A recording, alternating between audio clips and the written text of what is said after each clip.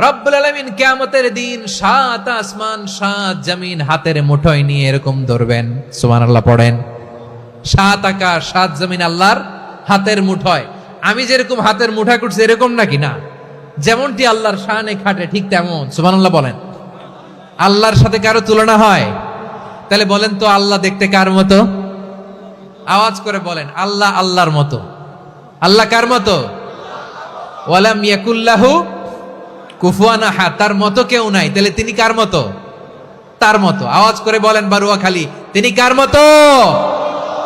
তার মতো। আল্লাহ তাআলা 7 আকাশ 7 জমিনকে হাতের মুঠোয় নিবেন। মুঠোয় নিয়ে বলবেন আনাল জব্বার, আরে আমি তো জব্বার। আইনাল জব্বারুন, দুনিয়ার স্বৈরাচারী গুলো আজকে কোথায়? দুনিয়ার জালিম গুলো কোথায়? দুনিয়ার অত্যাচারী বাদশাগুলো আজকে কোথায়? আল্লাহ বলবেন আমি তো জব্বার। দুনিয়াতে যারা জব্বার বলে নিজেদের দাবি করতো, স্বৈরাচার, ডিক্টেটর, জালিম, অত্যাচারী, আজকে তোরা কোথায়? কোথায়?